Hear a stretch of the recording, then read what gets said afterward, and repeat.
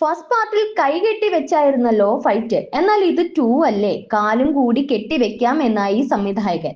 പറഞ്ഞു വരുന്നത് 200 മിനിറ്റ് നീളമുള്ള പുഷ്പ 2 പടത്തിന്റെ റിവ്യൂ ആണ്. അപ്പോ പിന്നെ ഈ സിനിമ എടുക്കാൻ അവർ എന്തുമാത്രം ദിവസങ്ങളും മാസങ്ങളും എടുത്തു കാണുമെന്ന് ഊഹിക്കാവുന്നതേ ഉള്ളൂ. ആ എടുത്ത എഫർട്ടിനുള്ളത് സ്ക്രീനിൽ കണ്ടോ എന്ന് ചോദിച്ചാൽ ഇല്ല. ഫസ്റ്റ് ഇൻസ്റ്റാൾമെന്റിലെ അവസാനിപ്പിക്കേണ്ടുന്ന സിനിമയായിരുന്നു പുഷ്പ. അതിൽ ഒരു ഫയർ ഉണ്ടായിരുന്നു താനും. ഒന്നുമില്ലായ്മയിൽ നിന്നുള്ള നായകന്റെ വളർച്ച അത് ഗംഭീരമായി പ്രസന്റ് ചെയ്തിരുന്നു സുകുമാർ എന്ന മേക്കർ. അതിൽ ഇമോഷൻ ഉണ്ടായിരുന്നു, പ്രണയം ഉണ്ടായിരുന്നു, എല്ലാത്തിനും ഉപരി ഫയർ ഉണ്ടായിരുന്നു. എന്നാൽ 2വിൽ എത്തി നിൽക്കുമ്പോൾ ഈ പറഞ്ഞ വികാരങ്ങൾ ഒന്നും തന്നെ ഓഡിയൻസിന് ഫീൽ ചെയ്യുന്നില്ല എന്നുള്ളതാണ് സത്യം. ട്രെയിലർ കണ്ടപ്പോഴേ പടം കുറച്ച് ഓവർ ആയിരിക്കും എന്ന് ഉറപ്പിച്ചതാണ്. ആ വിശ്വാസം സുകുമാർ കാത്തു സൂക്ഷിച്ചു. പടം ഒട്ടും കണക്ട് ആയില്ല.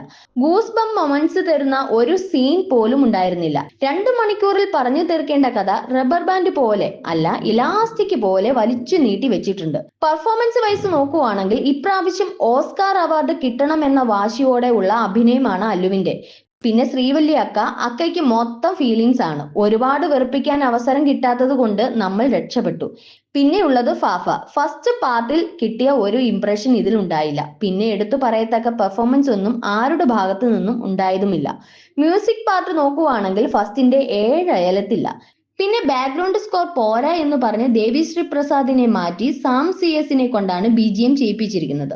മുഖം നന്നാവാത്തതിന് കണ്ണാടിയെ കുറ്റം പറയുന്ന ആ പഴയ ടെക്നിക്കായി തോന്നി. എന്തെങ്കിലുമൊക്കെ വൃത്തിക്ക് എടുത്തു വെച്ചാൽ മാത്രമേ BGM ചെയ്യുന്ന ആളിന് എന്തേലും ചെയ്യാൻ പറ്റൂ എന്ന സത്യം രജനീകാന്ത് പോലും തിരിച്ചറിഞ്ഞതാണ്.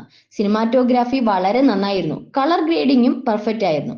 VFX പാർട്ടൊക്കെ കുറച്ചുകൂടി നന്നാക്കാമായിരുന്നു എന്ന് തോന്നി. ചന്ദനത്തടിയൊക്കെ പഴയ കാർഡ്ബോർഡ് പെയിന്റ് അടിച്ച പ്രതീതി തന്നെ ആയിരുന്നു ഇതിലും. നിങ്ങൾ തെലുങ്ക് പടങ്ങൾ കാണുന്ന ഒരാളാണെങ്കിൽ ഒരു തവണ തിയേറ്റർ എക്സ്പീരിയൻസ് ചെയ്യാൻ പറ്റിയ ഒരു പടമാണ് പുഷ്പ 2. എന്നാൽ ഓർത്തു വെക്കാനായി ഒന്നും ബാക്കി വെക്കാൻ കഴിയാതെ ഒരു മടക്കമായിരുന്നു പുഷ്പ 2. ഈ ഭാഗം വെടിപ്പാക്കിയിട്ട് മതിയായിരുന്നു 3യിലേക്കുള്ള ചാട്ടം.